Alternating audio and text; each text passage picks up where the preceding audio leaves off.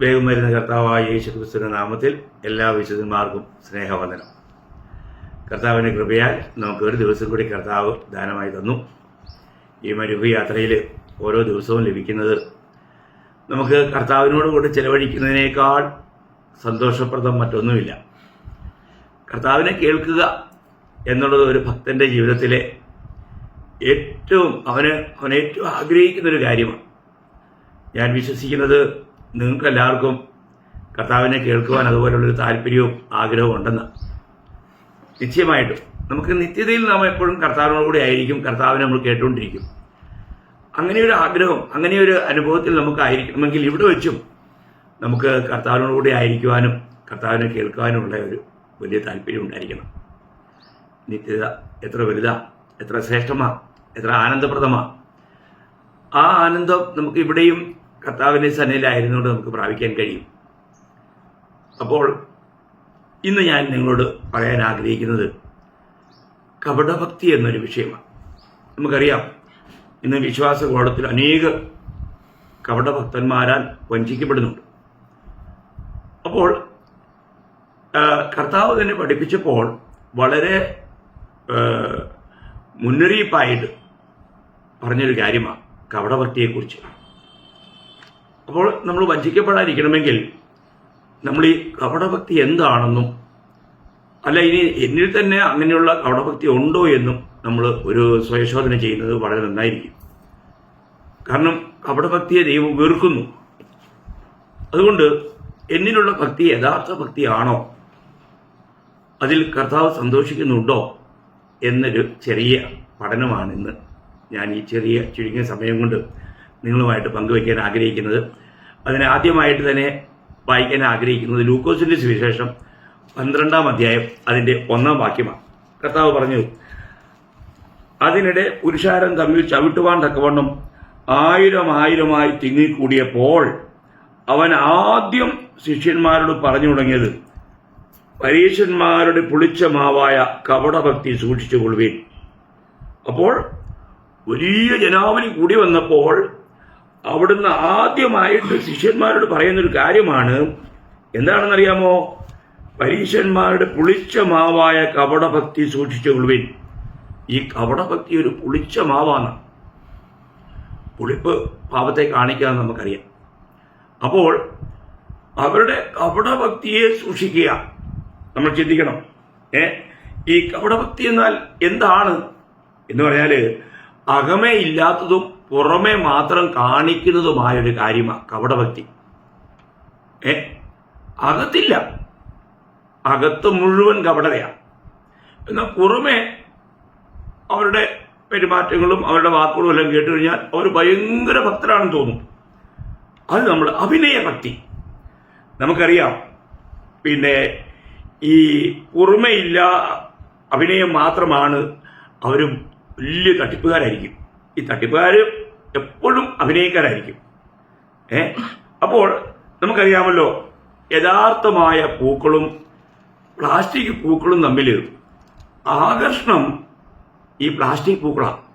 അത് ഒന്നും കൂടെ മനോഹരമായി തോന്നും. എന്നാൽ അത് യഥാർത്ഥ പൂക്കളല്ല. ഒരിക്കൽ ശലോമോൻ രാജാവിന്റെ അടുക്കൽ 2 പൂക്കൾ കൊണ്ടുവന്നിട്ട് ഇതിലേതാണ് ഒറിജിനൽ എന്ന് ചോദിച്ചപ്പോൾ താൻ ഇങ്ങനെ രണ്ടും കുറച്ചു നേരം കയ്യിൽ വെച്ചു. അപ്പോൾ കുറെ നേരം വെച്ച് കഴിഞ്ഞപ്പോൾ ഈ യഥാർത്ഥ പൂക്കളുടെ അടുക്കിലേക്ക് ചെറിയ ആ പ്രാണി വന്നു. എന്നാൽ പ്ലാസ്റ്റിക് പൂവിന്റെ അങ്ങോട്ട് പ്രാണിയൊന്നും പോയില്ല. അങ്ങനെ താൻ അതിനെ തിരിച്ചറിയാൻ ഇടയായി തീർന്നു. നമ്മൾ ചിന്തിക്കണം, നമ്മൾ കണ്ട് ആകർഷണ വലയത്തിൽ നമ്മൾ ഒരിക്കലും മയങ്ങിപ്പോകാനിടയാകരുത്. അപ്പോൾ കപടഭക്തിയെ നമ്മൾ സൂക്ഷിക്കണം. മാത്രമല്ല, ഈ അന്ത്യകാല ലക്ഷണങ്ങൾ ദൈവവചനത്തിൽ പൗലോസ് പറയുമ്പോൾ നിങ്ങൾക്ക് ഓർമ്മയുണ്ടാകും. 2 തിമോത്തി 3-ാം അധ്യായത്തിന്റെ 1 മുതൽ 5 വരെയുള്ള വാക്യത്തിൽ അന്ത്യകാല ലക്ഷണം പറഞ്ഞിട്ട് അതിന്റെ അവസാനം പറയുകയാണ്, ഭക്തിയുടെ വേഷം ധരിച്ച് അതിന്റെ ശക്തിയെ ത്യജിക്കുന്നവരായിരിക്കും.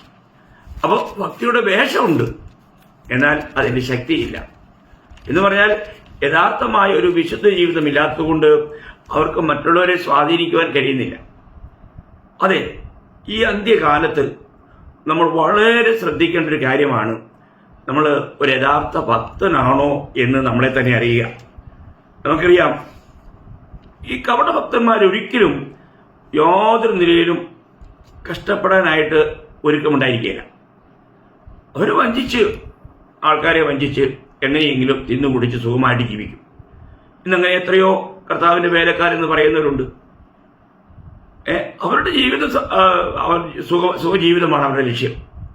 ഇതെല്ലാം കപടഭക്തന്മാരുടെ ഓരോ ലക്ഷണങ്ങളാണ്. അപ്പോൾ ഇന്ന് നമുക്ക് നമ്മുടെ ജീവിതത്തിലുള്ളത് യഥാർത്ഥമായ ഭക്തിയാണോ? അങ്ങനെയല്ലാത്തതൊക്കെ ഒരിക്കൽ വെളിപ്പെടും കർത്താവിന്റെ ന്യായാസനത്തെങ്കിൽ. എന്നാൽ പ്രിയമുള്ളവരെ, നമുക്ക് ഇവിടെ വെച്ച് തന്നെ എനിക്ക് യഥാർത്ഥമായിട്ടും ദൈവത്തോടുള്ള ഭക്തി അത് ദൈവത്തിന് ഗ്രഹണയോഗ്യമായ ഒരു ഭക്തിയാണോ എനിക്കുള്ളതെന്ന് നമ്മൾ ഒന്ന് തിരിച്ചറിയുന്നത് നല്ല. അപ്പം ഞാൻ ഈ കപടഭക്തിയുടെ ലക്ഷണം, ചില ലക്ഷണങ്ങൾ തിരുവചനത്തിൽ പറഞ്ഞിരിക്കുന്നത് നിങ്ങളെ ഓർപ്പിക്കാം എന്ന് വിചാരിക്കുക. ഒരു 5-6 ലക്ഷണങ്ങൾ ഞാൻ പറയാം. അപ്പോൾ ഈ ചുരുങ്ങിയ സമയത്തിനുള്ളിൽ നമുക്ക് ഒരുപാട് ആഴമായിട്ട് ചിന്തിക്കാൻ സമയമില്ലെങ്കിലും ലളിതമായി മനസ്സിലാകത്തക്ക ചില കാര്യങ്ങൾ ഞാൻ നിങ്ങളെ ഓർപ്പിക്കാം. അപ്പം ഒരു കപടഭക്തൻ എന്ന് പറയുമ്പോൾ അവന്റെ ജീവിതത്തിൽ അവന്റെ സംസാരവും പ്രവൃത്തിയും പരസ്പര വിരുദ്ധമായിരിക്കും. അവന്റെ സംസാരവും പ്രവൃത്തിയും പരസ്പര വിരുദ്ധമായിരിക്കും. ഇതാണ് ഒരു കപടഭക്തന്റെ ഒന്നാമത്തെ ലക്ഷണം. നമുക്കറിയാം, കപടഭക്തിയുടെ ഒരു വലിയ ചിത്രം വരച്ചു കാട്ടുന്ന ഒരു അധ്യായമാണ് മത്തായി 23-ാം അധ്യായം. ഈ 23-ാം അധ്യായത്തിന്റെ 3-ാം വാക്യത്തിൽ നമ്മൾ വായിക്കുന്നത്, ആകയാൽ അവർ നിങ്ങളോട് പറയുന്നതൊക്കെയും പ്രമാണിച്ച് ചെയ്യുവിൻ, അവരുടെ പ്രവൃത്തികൾ പോലെ ചെയ്യരുത് താനും, അവർ പറയുന്നതല്ലാതെ ചെയ്യുന്നില്ലല്ലോ. കണ്ടോ? ഇത് കർത്താവ് അന്നുണ്ടായിരുന്ന ശാസ്ത്രിമാരെ കുറിച്ചും പരീശന്മാരെ കുറിച്ചും പറയുന്ന കാര്യമാണ്. നമ്മൾ ചിന്തിക്കണം. അപ്പൊ അവരെന്ത് ചെയ്തു? അവര് പറയുന്നതല്ലാതെ ചെയ്യുന്നില്ല. അപ്പൊ അതുകൊണ്ടാണ് പറയണത്, അവരുടെ വാക്കുകളിൽ മാത്രമുള്ള ഭക്തി. അങ്ങനെയുള്ള ഭക്തി നിശ്ചയമായി നമ്മളെ വഞ്ചിക്കും. വാക്കുകളിൽ മാത്രമുള്ള ഭക്തി. പ്രിയമുള്ളവരെ, പൗലോസ് തിമോഥെയോസിനെതിരെ ലേഖനം 4-ാം അധ്യായം 12-ാം വാക്യത്തിൽ വായിക്കുന്നത്, നിങ്ങളുടെ വാക്കിലും നടപ്പിലും നിങ്ങൾ മാതൃകയുള്ളവരായിരിക്കണമെന്നാണ്. നമ്മുടെ വാക്കിലും നടപ്പിലും നമ്മൾ മാതൃകയുള്ളവരായിരിക്കണം. എന്നാൽ അന്നുണ്ടായിരുന്ന വലിയ ഭക്തന്മാരെന്ന് ലോകത്തെ കാണിച്ചുകൊണ്ടിരുന്ന ശാസ്ത്രിമാരുടെയും പരീശന്മാരുടെയും ഭക്തി വെറും വാക്കുകളിൽ മാത്രമായിരുന്നു. അവരുടെ നടപ്പിലില്ലായിരുന്നു, പ്രവൃത്തിയിലില്ലായിരുന്നു. അപ്പൊ അങ്ങനെയുള്ളവരെ നമ്മൾ സൂക്ഷിക്കണം. ഇതാണ് കർത്താവ് ഒന്നാമത് പറഞ്ഞൊരു കാര്യം. രണ്ടാമത്തെ കാര്യം, ഈ കപടഭക്തന്മാരുടെ രണ്ടാമത്തെ കാര്യം, മനുഷ്യർ കാണേണ്ടതിന് അവർ തങ്ങളുടെ പ്രവൃത്തി ചെയ്യുന്നു. മനുഷ്യർ കാണേണ്ടതിന്, അല്ലെങ്കിൽ മറ്റുള്ളവരുടെ മുമ്പിൽ ഞാൻ വളരെ നല്ല വ്യക്തിയാണെന്ന് കാണിക്കാൻ വേണ്ടിയിട്ട് ചെയ്യുന്ന പ്രവൃത്തികൾ നമ്മൾ ചിന്തിക്കണം. അതേ അധ്യായം മത്തായി 23-ന്റെ 5-ാം വാക്യം അവിടെ വായിക്കുന്നത്, അവർ തങ്ങളുടെ പ്രവൃത്തികൾ എല്ലാം മനുഷ്യർ കാണേണ്ടതിനത്രേ ചെയ്യുന്നത്. ഉണ്ടോ? അവരെന്തിനാണ് ഇത് ചെയ്യുന്നത്? മനുഷ്യർ കാണേണ്ടതിന് ചെയ്യുന്നു. കർത്താവ് ഈ മത്തായിയുടെ സുവിശേഷത്തിന്റെ ആരംഭത്തിൽ തന്നെ പറയുന്ന ആ വാക്കുകൾ നമ്മൾ ഒന്ന് ശ്രദ്ധിക്കുന്നത് നന്നായിരിക്കും. നമ്മൾ 6-ാം അധ്യായം, മത്തായി 6-ാം അധ്യായം അതിന്റെ 2 മുതൽ 4 വരെയുള്ള വാക്യം ഞാൻ വായിക്കാം.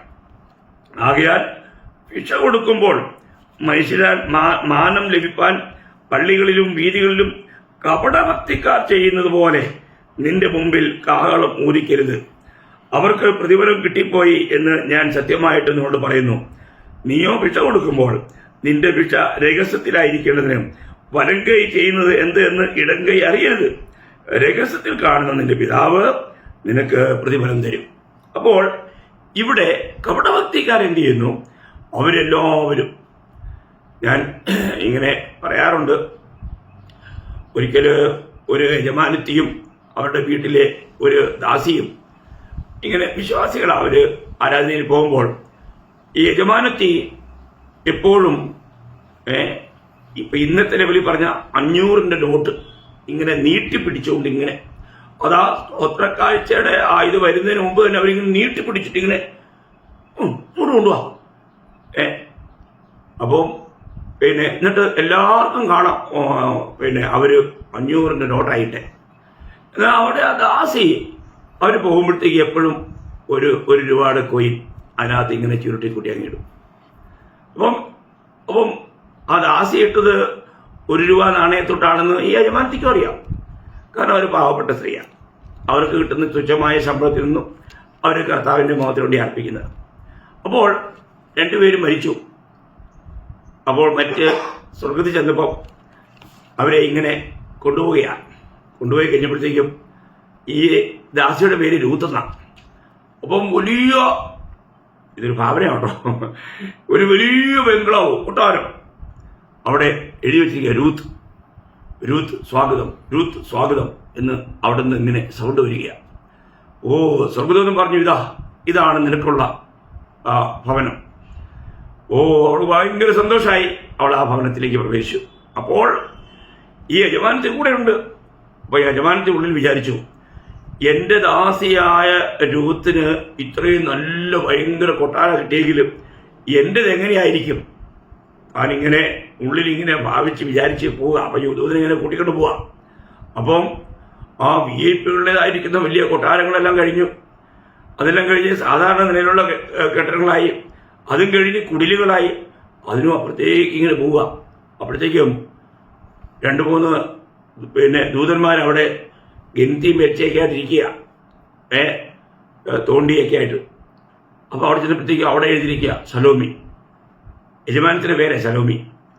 അപ്പം ഇതാണ് നിനക്കിതുവരെ ഭവനം ഉണ്ടാകാനായിട്ട് തീർക്കാനായിട്ട് കഴിഞ്ഞില്ല. കാരണം ഇങ്ങോട്ടൊന്നും വന്നില്ല. ഏതെന്തോ വലിയ കണക്കിന് മിസ്റ്റേക്ക് വന്നതെന്ന് പറഞ്ഞിട്ട് അവരങ്ങോട്ട് ദേഷ്യപ്പെടാൻ തുടങ്ങി. കാരണം എൻ്റെ ദാസി വെറും 1 രൂപ ഇടാറുള്ളൂ. എനിക്കറിയാം, ഞാൻ എല്ലാ ആഴ്ചയിലും 500 രൂപ ഇട്ടുകൊണ്ടിരുന്ന ആളാണ്. അത് സഭയിലുള്ള എല്ലാവർക്കും അറിയാം. നോക്കണം, ഗൗഡഭക്തി. പ്രിയമുള്ളവരെ, നമ്മൾ ഒരു കാര്യം മനസ്സിലാക്കണം, ഇങ്ങനെയുള്ളവർക്ക് ഇവിടെ ലോകത്തിൽ പ്രശംസയൊക്കെ ലഭിച്ചെന്ന് വന്നേക്കാം, എന്നാൽ നിത്യതയിൽ അവർക്കൊന്നും ഉണ്ടായില്ല. നമ്മൾ രഹസ്യത്തിൽ ചെയ്യുന്ന കാര്യങ്ങൾക്കാണ് സ്വർഗീയ പിതാവ് നമുക്ക് പ്രതിഫലം തരുന്നത്. അപ്പോൾ കപടഭക്തനാകാതിരിക്കുക. നമ്മൾ മറ്റുള്ളവരുടെ പ്രശംസ ലഭിക്കുവാൻ വേണ്ടിയിട്ട് നമ്മൾ എന്തെങ്കിലും നന്മ പ്രവർത്തികൾ ചെയ്യുന്നുവെങ്കിൽ നിശ്ചയമായിട്ടും നമുക്ക് നിത്യതയിൽ പ്രതിഫലമില്ല. ദൈവം അവരെ കപടഭക്തനായിട്ട് എണ്ണും.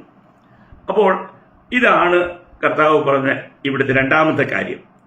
3ാമത്തെ കാര്യം സ്ഥാനപ്പേരുകളാണ്.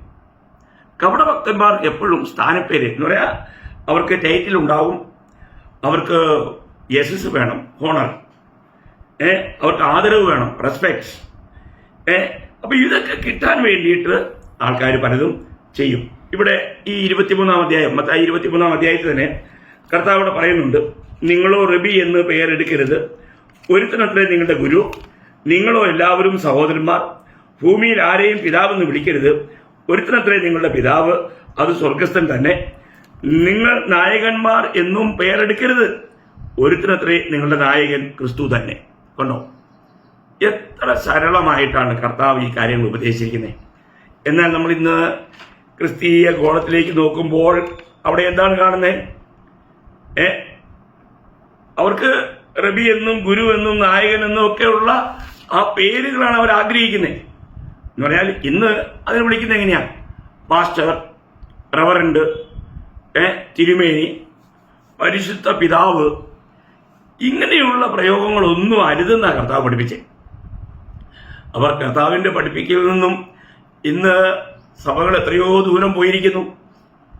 നമ്മൾ ചിന്തിക്കുക, ഇതെല്ലാം കപടഭക്തന്മാരെ കൊണ്ട് നിറഞ്ഞ ഒരു സമൂഹമായി മാറി, സംഘടനകളായി മാറി, മതമായി മാറി ദൈവസഭയെ അവർ തകർക്കുകയാണ്. നമ്മളൊരു കാര്യം മനസ്സിലാക്കണം. അപ്പോൾ ഇവരെ ഇങ്ങനെയുള്ളവര് നമുക്ക് നമ്മുടെ സഭകൾ ഉണ്ടെങ്കിലും അത് ഒരു യഥാർത്ഥ ഭക്തന്മാരുടെ ഒരു കൂട്ടമല്ല, അത് കപടഭക്തന്മാരുടെ കൂട്ടമാണെന്ന് ചിന്തിക്കുക. അനേക വിശ്വാസികൾക്കും അവരെ നടത്തുന്നവരെ പാസ്റ്റർ എന്ന് വിളിച്ചില്ല എങ്കിൽ അവർ കോപിക്കും. ഞാൻ ഒരിക്കൽ പിന്നെ ഒരു ഇതുപോലെ പാസ്റ്റർ എന്ന് പറഞ്ഞ് അഭിമാനിക്കുന്ന ഒരു വ്യക്തിയോട് സഹോദര എന്ന് പറഞ്ഞപ്പോൾ അദ്ദേഹം എന്നോട് ഉടനെ പറയാ, ഞാൻ സഹോദരനല്ല പാസ്റ്ററാന്ന്. എന്തെല്ലാം അറിവില്ലായ്മകളാ നോക്കണമേ. എന്ന് പറഞ്ഞാൽ ബൈബിൾ കോളേജിൽ പോയി അല്പം പഠനമൊക്കെ കഴിഞ്ഞ് ഇറങ്ങിയാൽ ഉടനെ തന്നെ അവര് ലാഠിയായിട്ട് ഇറങ്ങണേ, വടിയുമായിട്ട് ഇറങ്ങണേ. അന്ന് മുതലേ അവര് പാസ്റ്റർ എന്ന് വിളിച്ചോണം. എത്രയോ വഞ്ചിക്കുന്ന ഒരു ശിക്ഷണം. ഇത് തിരുവചനത്തിൽ പഠിപ്പിക്കുന്നതെന്നും കർത്താവ് പഠിപ്പിച്ചതെന്നും ശിഷ്യന്മാർ പഠിപ്പിച്ചതെന്നും ഒക്കെ വ്യത്യസ്തമായൊരു പഠിപ്പിക്കലാണ്. നമ്മൾ സൂക്ഷിക്കണം പ്രിയമുള്ളവരെ. അങ്ങനെ കപടത നിറഞ്ഞ ഒരു ലോകമാണ് നമ്മൾ കാണുന്നത്, ആത്മീയ ഗോളം. അപ്പം ഇതിൽ നിന്ന് നമ്മൾ വ്യത്യസ്തരായിരിക്കണം. നമ്മുടെ സഭയിൽ അങ്ങനെയാണോ? നമ്മുടെ സഭ മൂപ്പന്മാരെ നമ്മൾ ഇങ്ങനെയൊക്കെയാണോ ചെയ്യുന്നത്? നമ്മൾ സഹോദര എന്ന് വിളിക്കാനാണ് പറഞ്ഞ കർത്താവ്. നിങ്ങളോ സഹോദരന്മാർ എന്നാ പറഞ്ഞത്. നമുക്ക് നമ്മുടെ കൂട്ടായ്മയിൽ എല്ലാവരെയും സഹോദരന്മാർ എന്ന നിലയിൽ വിളിക്കുവാൻ കഴിയുന്നുണ്ടോ? അതാ യഥാർത്ഥമായ കർത്താവിന്റെ സഭ, രക്ഷിക്കപ്പെട്ടവരുടെ കൂട്ടം. അവിടെ എല്ലാവരും ആ പിതാവിന്റെ, സ്വർഗീയ പിതാവിന്റെ മക്കളാണ്. എല്ലാവരിലും അബ്ബാ പിതാവെ എന്ന് വിളിക്കുന്ന പുത്രത്തിന്റെ ആത്മാവുള്ളത്. അപ്പോൾ അങ്ങനെയാണ് നമ്മൾ തിരിച്ചറിയേണ്ടത്. നാലാമത്തെ കാര്യം അവിടെ കർത്താവിന് പറഞ്ഞത് ആ 23-ാം അധ്യായത്തിന്റെ 24-ാം വാക്യമാണ്. അവിടെ വായിക്കുന്നത്, കുരുടന്മാരായ വഴികാട്ടികളെ, നിങ്ങൾ കൊതുകിനെ അരിച്ചെടുക്കുകയും ഒട്ടകത്തെ വിഴുങ്ങിക്കളയുകയും ചെയ്യുന്നു. കണ്ടോ, ഒരു കൊതുകിനെ അരിച്ചെടുക്കുന്നു, ഒട്ടകത്തെ വിഴുങ്ങിക്കളയുന്നു. നോക്കണം. അപ്പം ഇത് പ്രത്യേകിച്ച് ഇസ്രായേൽ മക്കളോടുള്ള ബന്ധത്തിൽ വളരെ ഗൗരവമായി മനസ്സിലാക്കേണ്ട ഒരു കാര്യമാണ്. കാരണം അവർക്ക് തിന്നാവുന്നതും തിന്നാൻ പാടില്ലാത്തതുമായ മൃഗങ്ങളുണ്ട്. അങ്ങനെയുള്ളതിലൊരു മൃഗമാണ് ഒട്ടകം. ഒട്ടകം അവർക്ക് ഭക്ഷിക്കാനായിട്ട് പാടില്ല എന്ന് ദൈവം വ്യവസ്ഥ ചെയ്തിട്ടുണ്ട്. നമ്മൾ ലേവ്യ പുസ്തകം അതിന്റെ 11-ാം അധ്യായത്തിൽ വരുമ്പോൾ ആ 11-ാം അധ്യായം അതിന്റെ 3-4 വാക്യം ഞാൻ വായിക്കാം. നിങ്ങൾക്ക് തിന്നാകുന്ന ഭൂമിയിലുള്ള സകല മൃഗങ്ങളിലും നിങ്ങൾക്ക് തിന്നാകുന്ന മൃഗങ്ങൾ ഇവ. മൃഗങ്ങളിൽ കുളമ്പ് പിളർന്നിരിക്കുന്നതും കുളമ്പ് രണ്ടായി പിരിഞ്ഞിരിക്കുന്നതും അയവിറക്കുന്നതുമായ ഒക്കെയും നിങ്ങൾക്ക് തിന്നാം. എന്നാൽ അയവിറക്കുന്നവയിലും കുളമ്പ് പിളർന്നിരിക്കുന്നവയിലും നിങ്ങൾ തിന്നരുതാത്തവ ഇവ. ഒട്ടകം അയവിറക്കുന്നുവെങ്കിലും കുളമ്പ് പിളർന്നതല്ലായതുകൊണ്ട് അത് നിങ്ങൾക്ക് അശുദ്ധം. കണ്ടോ? അപ്പം ഇസ്രായേൽ മക്കൾക്ക് കൊടുത്ത വ്യവസ്ഥയില് തിന്നാവുന്നതും തിന്നരുതാത്തതുമായ മൃഗത്തെക്കുറിച്ചും പക്ഷികളെക്കുറിച്ചും മത്സ്യത്തെക്കുറിച്ചും ഒക്കെ ഈ അധ്യായത്തിൽ വിവരണമുണ്ട്. അപ്പോൾ ഇവിടെ പറഞ്ഞിരിക്കുന്നത് ഇവരെന്ത് ചെയ്യുക? ഇവര് തിന്നാൻ പാടില്ലാത്ത ഒട്ടകത്തെ വിഴുങ്ങിക്കളയുന്നു. ചിന്തിക്കുക, എത്ര ഭയങ്കരമാണ് ഇവരുടെ കാര്യം. അവരതിനെ എന്നിട്ട് പറയാണ്, അവര് കൊതുകിനെ അരിച്ചെടുക്കും. അപ്പോൾ വെള്ളത്തിലുള്ള മാലിന്യമാണല്ലോ കൊതുക്, അതിനെ അവർ അരിച്ചെടുക്കും. എന്നാൽ ഒട്ടകത്തെ വിഴുങ്ങിക്കളയും. അപ്പൊ അതിനു മുൻപുള്ള 23-ാം വാക്യത്തിൽ കർത്താവ് പ്രത്യേകം എടുത്തു പറയുന്നുണ്ട്. എന്ന് പറഞ്ഞാൽ നമ്മുടെ ജീവിതത്തിൽ എന്താണ് ചെയ്യേണ്ടത്? ചെറിയ കാര്യങ്ങളെ അനുസരിക്കും, വലിയ കാര്യങ്ങളെ അവർ വിട്ടുകളയും. എന്തായിരുന്നു വലിയ കാര്യം? നമ്മൾ അതിന്റെ 23-ാം വാക്യം ഒന്ന് വായിച്ചറിയാം. കപടഭക്തിക്കാരായ ശാസ്ത്രിമാരും പരീക്ഷന്മാരുമായുള്ളവരെ, നിങ്ങൾക്ക് കഷ്ടം. നിങ്ങൾ തുളസി, ചതുകപ്പ, ജീരകം ഇവയിൽ പതാരം കൊടുക്കുകയും ന്യായം, കരുണ, വിശ്വസ്തത ഇങ്ങനെ ന്യായപ്രമാണത്തിൽ ഘനമേറിയവ ത്യജിച്ചു കളയുകയും ചെയ്തു. അപ്പം ന്യായപ്രമാണത്തിൽ ഘനമേറിയവയെ വിട്ടു. നോക്കണം, നിസ്സാരമായവയെ ചെയ്തു. നോക്കണം, കപടഭക്തന്മാരുടെ ഒരു ലക്ഷണമാണ്. അപ്പോൾ വിലപ്പെട്ടതിനെ വിട്ടുകളയുന്നതാണ് കപടഭക്തിക്കാരുടെ മറ്റൊരു ലക്ഷണമായിട്ടൂടെ നമുക്ക് കാണാൻ കഴിയുന്നത്. 5-ാമത്തെ കാര്യം നമ്മൾ അതേ 23-ാം അധ്യായം, മത്തായി 23-ാം അധ്യായം അതിന്റെ 25-ഉം 26-ഉം വാക്യങ്ങൾ ഞാൻ വായിക്കാം. കപടഭക്തിക്കാരായ ശാസ്ത്രിമാരും പരീക്ഷന്മാരുമായുള്ളവരെ, നിങ്ങൾക്ക് കഷ്ടം. നിങ്ങൾ കിണ്ടികിണ്ണങ്ങളുടെ പുറം വെടിപ്പാക്കുന്നു, അകമയോ കവർച്ചയും അതിക്രമവും നിറഞ്ഞിരിക്കുന്നു. കുരുടനായ പരീശനെ, കിണ്ടികിണ്ണങ്ങളുടെ പുറം വെടിപ്പാക്കുന്നതിന് മുൻപേ അവരുടെ അകം വെടിപ്പാക്കുക. ഉണ്ടോ? ഇവിടെയും കർത്താവ് ഉന്നതമായ ഒരു കാര്യമാണ് പറയുന്നത്. എന്ന് പറഞ്ഞാല് അവര് ബാഹ്യമായ വിശുദ്ധ ജീവിതം മാത്രം ആഗ്രഹിക്കുന്നവരാണ്. അകത്ത് എങ്ങനെ ഇരുന്നാലും കുഴപ്പമില്ല. ഇതെന്തൊരു ചതിവാ. പ്രിയമുള്ളവരെ, നമ്മളൊരു കാര്യം മനസ്സിലാക്കണം, നമ്മുടെ അകം ഇന്ന് എങ്ങനെയുണ്ട്. കർത്താവ് നമ്മളെ അശുദ്ധമാക്കുന്നവയെ കുറിച്ച് പറഞ്ഞപ്പോൾ മർക്കോസിന്റെ സുവിശേഷം 7-ാം അധ്യായം 20 മുതൽ 23 വരെയുള്ള വാക്യങ്ങളിൽ കർത്താവ് പറഞ്ഞു, മനുഷ്യനിൽ നിന്നും പുറപ്പെടുന്ന അത്രയും മനുഷ്യനെ അശുദ്ധമാക്കുന്നത് അകത്തു നിന്ന് മനുഷ്യരുടെ ഹൃദയത്തിൽ നിന്നും തന്നെ ദുശ്ചിന്ത, വ്യഭിചാരം, പരസംഗം, കൊലപാതകം, മോഷണം, അത്യാഗ്രഹം, ദുഷ്ടത, ചതി, ദുഷ്കർമ്മം, വിടക്ക് കണ്ണ്, ദൂഷണം, അഹങ്കാരം, മൂഢത എന്നിവ പുറപ്പെടുന്നു. ഈ ദോഷങ്ങളെല്ലാം അകത്തു നിന്ന് പുറപ്പെട്ട് മനുഷ്യനെ അശുദ്ധനാക്കുന്നു എന്ന് അവൻ പറഞ്ഞു. നോക്കണം, ഇവ മനുഷ്യനെ അശുദ്ധമാക്കുന്നതിനെയൊക്കെ ഉള്ളിൽ സംഭരിച്ചു വെച്ചുകൊണ്ടാണ് ഈ ഭക്തി ചെയ്യുന്നത്. പുറമെ കാണുമ്പോൾ ഒരു കുഴപ്പമില്ല, എന്നാൽ അകത്ത് മുഴുവനും ഈ വിദ്വേഷങ്ങളാണ്, ഈ പകയ. എത്ര ദുഃഖകരമായൊരവസ്ഥയാണ് നോക്കുക. പ്രിയമുള്ളവരെ, നമുക്ക് രക്ഷിക്കപ്പെട്ടൊരു ദൈവത്തിലാണെങ്കിൽ അവനൊരു പുതിയ ഹൃദയം കിട്ടിയിട്ടുണ്ട്. ഈ ഹൃദയത്തിൽ നമ്മൾ എന്ത് ചെയ്യണം? ഈ ഹൃദയം ദൈവവചനത്താൽ നമ്മൾ നിറയ്ക്കണം. ദൈവവചനത്തെ നമ്മൾ ഹൃദയത്തിൽ നിറയ്ക്കണം. ഈ ലോകത്തിൻ്റെതായ കാര്യങ്ങളല്ല, ഭക്ഷണത്തരങ്ങളല്ല. നമുക്കറിയാം 119-ാം സങ്കീർത്തനം 11-ാം വാക്യം, ഞാൻ നിനക്കെതിരെ പാപം ചെയ്യാതിരിക്കേണ്ടതിന് നിന്റെ വചനത്തെ എന്റെ ഹൃദയത്തിൽ സംഗ്രഹിച്ചിരിക്കുന്നു. നോക്കണേ, ദൈവത്തിന്റെ വചനം ഇന്ന് നമ്മുടെ ഉള്ളിലുണ്ടോ? നമ്മൾ കൊളോസ്യർ 3:16 വായിക്കുന്നുണ്ട്, ക്രിസ്തുവിന്റെ വചനം ഐശ്വര്യമായി നിങ്ങളുടെ ഹൃദയങ്ങളിൽ വസിക്കട്ടെ. അപ്പോൾ നമ്മൾ ഈ പാപം നമ്മളിൽ വസിക്കാതിരിക്കണമെങ്കിൽ, നമ്മെ അശുദ്ധമാക്കുന്ന ചിന്താഗതികൾക്ക് നമ്മുടെ ഉള്ളിൽ ഇടം ഇല്ലാതിരിക്കണമെങ്കിൽ നമ്മൾ എന്ത് ചെയ്യണം? നമ്മൾ ദൈവവചനത്താൽ നമ്മുടെ ഹൃദയത്തെ നിറയ്ക്കണം. അപ്പൊ ഇവിടെ ഈ കപടഭക്തിക്കാർ അങ്ങനെ ചെയ്തില്ല.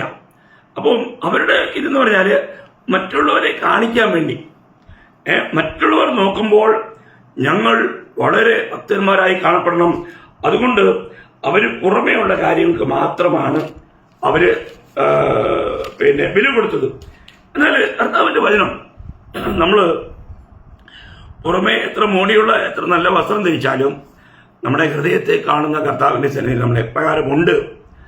ദൈവസന്നിധിക്ക് വരുമ്പോൾ നമ്മുടെ ഹൃദയത്തിന്റെ അവസ്ഥ കർത്താവ് നോക്കുന്നു എന്നുള്ള കാര്യം മറക്കരുത്.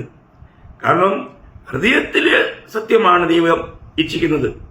അപ്പോൾ നമുക്കറിയാം, ഇസായിയുടെ മക്കളിൽ ഒരുത്തിനെ ഞാൻ രാജാവായി കണ്ടിരിക്കുന്നു എന്ന് പറഞ്ഞിട്ട് തന്റെ ദാസനായ ശമൂവേലിനെ അയച്ചപ്പോൾ ശമൂവേൽ പോയി ഇസായി തന്നെ മക്കളെയൊക്കെ വരുത്തി. 8 മക്കളിൽ 7 പേരെയും വരുത്തി. 7 പേരെ വരുത്തിയിട്ട് 1-ാമനായ അഭിഷായിയെ കൊണ്ടുവന്ന് നിർത്തി. ഉടനെ ശമൂവേൽ നോക്കിയപ്പം കൊള്ളാം, അവൻ ആള് വളരെ അഭിനാദാവിനെ കൊണ്ടുവന്ന് നിർത്തി. അപ്പോൾ ഏലിയാവിനെ കൊണ്ട് നിർത്തി. അപ്പോൾ അവൻ വിചാരിച്ചു ഇവൻ തന്നെ ആയിരിക്കും അഭിഷിക്തൻ എന്ന് വിചാരിച്ച് ശമൂവേൽ പോയപ്പോൾ ശമൂവേലിനോട് കർത്താവ് പറയുന്ന ഒരു കാര്യമുണ്ട്, അവന്റെ മുഖമോ പൊക്കമോ നോക്കരുത്, ഞാൻ അവനെ തള്ളിയിരിക്കുന്നു. മനുഷ്യൻ നോക്കുന്നത് പോലെയല്ല, മനുഷ്യൻ കണ്ണിന് കാണുന്നു നോക്കുന്നു, യഹോവയോ ഹൃദയത്തെ നോക്കുന്നു എന്ന് പറഞ്ഞു. 1 ശമൂവേൽ 16-ാം അധ്യായം അതിന്റെ 7-ാം വാക്യമാണ് ഞാൻ വായിച്ചു കേൾപ്പിച്ചത്. നോക്കണം, പിന്നെ ഓരോരുത്തരെയായിട്ട് കൊണ്ടു നിർത്തി. അവസാനം 7 പേരെയും കഴിഞ്ഞു. പിന്നെ ഉണ്ടോ എന്ന് ചോദിച്ചു. അന്നേരം പറഞ്ഞു ഒരുത്തനുണ്ട്, അവൻ ആട് മേയിച്ചോണ്ടിരിക്കുക. അപ്പൊ അവനെ വിളിച്ചു, അവനെ അഭിഷേകം ചെയ്തു. സംഭവം നിങ്ങൾക്കറിയാം. ഞാൻ പറഞ്ഞതിന്റെ സാരം പ്രിയമുള്ളവരെയും, ദൈവം നമ്മളെ നോക്കുമ്പോൾ നമ്മൾ ഉടുത്തൊരുങ്ങി നല്ല വസ്ത്രമൊക്കെ ധരിച്ച് നല്ല പൗഡറൊക്കെ ഇട്ട് സെന്റൊക്കെ അടിച്ച് നല്ല മണം, മറ്റുള്ളവർക്കൊക്കെ ഇഷ്ടപ്പെട്ടു, അടുത്തിരുത്താൻ കൊള്ളാം, അങ്ങനെയൊക്കെയുള്ള പുറമേയുള്ള കാര്യങ്ങളുമായിട്ട് ചെന്നാൽ നമ്മുടെ ഹൃദയത്തെ കാണുന്ന കർത്താവ് ഒരിക്കലും അതിൽ സന്തോഷിക്കില്ല. നമ്മൾ ചിന്തിക്കണം, നമ്മൾ ദൈവത്തിലേക്ക് ചെല്ലുമ്പോൾ നമ്മൾ എങ്ങനെയാണ് ചെല്ലുന്നത്? നമ്മുടെ ഹൃദയത്തെ കാണുന്ന ദൈവം നമ്മൾ കയ്പും പുന്നായ്മയൊക്കെ വെച്ചുകൊണ്ട് പകയും വിദ്വേഷമൊക്കെ വെച്ചുകൊണ്ട് നമ്മൾ കർത്താവിനെ ആരാധിക്കാൻ പോയാൽ ഇവിടെയുള്ളവരെ ആ ആരാധനയിൽ ദൈവം പ്രസാദിക്കുമോ? അപ്പോൾ കപടഭക്തർ അവരുടെ ഹൃദയത്തിന്റെ അവസ്ഥയെ കുറിച്ച് ചിന്തിക്കാറില്ല. അവർ പുറമേയുള്ള കാര്യങ്ങളിൽ മാത്രം അവരുടെ കാര്യങ്ങളിലെ ഒരു ഷോ അവരിങ്ങനെ മറ്റുള്ളവർക്ക് വളരെ പ്രശംസിക്കാം, മറ്റുള്ളവരുടെ മുമ്പിൽ അവർ വളരെ നല്ല അഭിനയിക്കാൻ മിടുക്കലാണ്. അപ്പോൾ അങ്ങനെയുള്ളവരെയൊന്നും ദൈവം കൈക്കൊള്ളുന്നില്ല. അപ്പോൾ ആറാമത്തെ കാര്യം, ചിലരുടെ ഭക്തി അവര് അവസ്ഥകളനുസരിച്ചാണ്. ഈ ഓന്ത് നിറം മാറുന്ന പോലെ എന്ന് പറയും. എന്ന് പറഞ്ഞാൽ സഭയിലൊക്കെ വരുമ്പം ഭയങ്കര ഭക്തര്, വീട്ടിൽ അപ്പൻ്റെ അമ്മയുടെ മുമ്പിൽ വലിയ ഭക്തര്, എന്നാൽ ഭവനത്തിൽ നിന്നും കുറച്ച് ദൂരെ പോകുമ്പോൾ അവർക്ക് എവിടെയെങ്കിലും ദൂരത്തേക്ക് പോകേണ്ടി വരുമ്പോൾ അവിടെ അവരുടെ അവസ്ഥ അങ്ങനെയല്ല. അവിടെ അവർ തിയേറ്ററിലും പോയി സിനിമ കാണും, അവിടെ നടക്കുന്ന ഫംഗ്ഷന് യോഗ്യമായ നിലയിൽ അവർ വസ്ത്രധാരണം ചെയ്യും. സഹോദരിമാരാണെങ്കിൽ ലിപ്സ്റ്റിക്കൊക്കെ പരട്ടി മുടിയൊക്കെ പ്രത്യേക രീതിയിൽ കട്ട് ചെയ്ത് ഒരു പ്രത്യേക നിലയിൽ ചില ഫിലിം ആക്ടേഴ്സിനെ പോലെ അവർ ആഭരണമൊക്കെ ഇട്ട് ഒന്ന് ഷോ ചെയ്യാൻ ശ്രമിക്കും.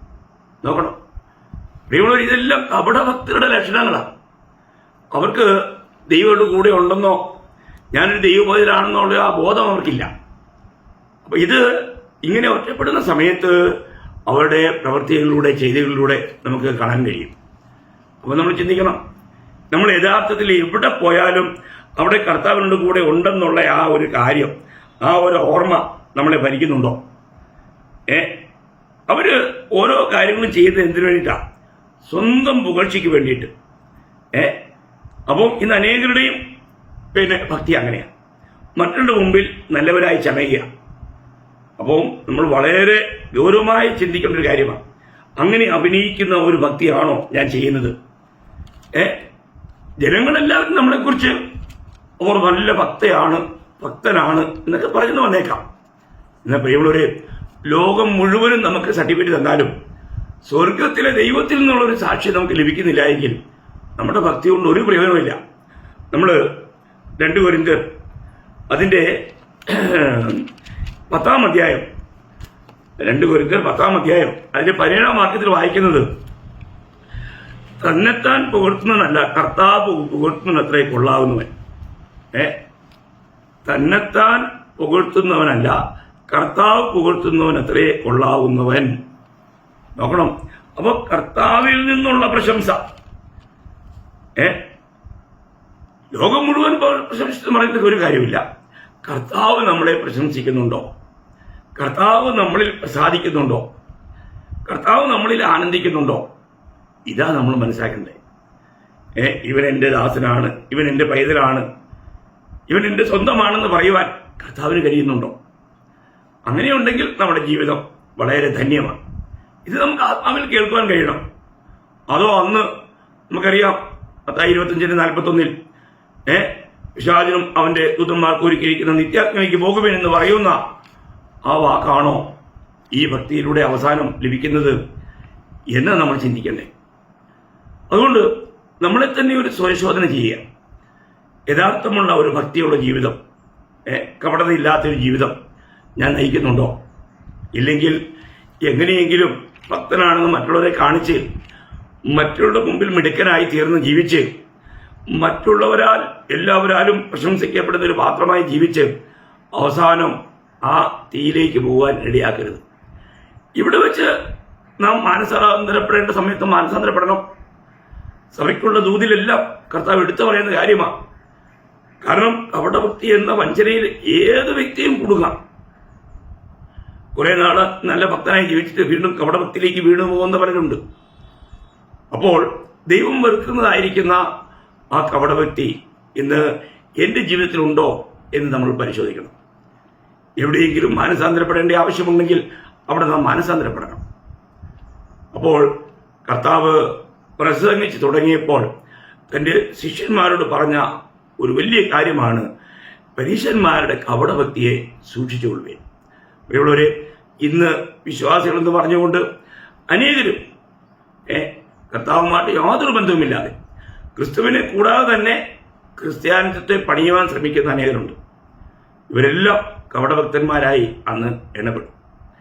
ദൈവത്തിന്റെ സന്നിധിയിൽ പ്രശംസ ലഭിക്കുവാൻ തക്കവണ്ണം ഓരോ ദിവസവും കർത്താവ് നമ്മളെ പ്രശംസിക്കുന്ന ആ സ്വരം ആത്മാവിൽ നമുക്ക് കേൾക്കുവാനായിട്ട് കഴിയണം. റോമർ 8:16 പറയുന്നത് പോലെ ആത്മാവ് താൻ നമ്മുടെ ആത്മാവിനോട് ചേർന്ന് ഈ സാക്ഷ്യം പറയുന്നു. ആ സാക്ഷ്യം നമ്മൾ കേൾക്കണം. അത് ആ ദൈവത്തിൻ്റെ ആത്മാവുള്ള ആത്മീയർക്ക് എപ്പോഴും കേൾക്കാൻ കഴിയും. അതുകൊണ്ട് ഇന്ന് കർത്താവിൽ യഥാർത്ഥമായി ജയാളിയായിട്ട് ജീവിക്കണമെങ്കിൽ, യഥാർത്ഥ സന്തോഷവാനായിരിക്കണമെങ്കിൽ നമുക്ക് നമ്മളിൽ എവിടെയെങ്കിലും ഈ കപടതയുണ്ടോ എന്ന് പരിശോധിക്കണം. അത് വളരെ അനിവാര്യമാണ്. അതുകൊണ്ട് എല്ലാ വിധത്തിലുള്ള കപടതയിൽ നിന്നും കർത്താവ് രക്ഷിക്കട്ടെ. ഒരു യഥാർത്ഥ ഭക്തനായി ജീവിച്ച് ക്രിസ്തുവിൽ മരിച്ച് നിത്യതയിൽ കർത്താവിനോടുകൂടെ കാണപ്പെടുവാൻ കർത്താവ് ഇടയാക്കട്ടെ. ക്രിസ്തുവിനോട് ജീവിക്കാം, ക്രിസ്തുവിലായിരിക്കാം. ആ കർത്താവിന്റെ വരവ് താമസമുണ്ടായ ക്രിസ്തുവിൽ മരിച്ച് നിത്യതയിൽ കർത്താവിലൂടെ ആയിരിക്കുവാൻ ഈ വചന കേൾവി നിങ്ങൾക്ക് എല്ലാവർക്കും ഇടയാക്കട്ടെ എന്ന് ആസ്വദിച്ചുകൊണ്ടും പ്രാർത്ഥിച്ചുകൊണ്ടും ആഗ്രഹിച്ചുകൊണ്ടും ഈ സന്ദേശം ഇവിടെ അവസാനിപ്പിക്കുന്നു. കർത്താവിനെല്ലാം മഹത്വം അർപ്പിക്കുന്നു. ആമേൻ.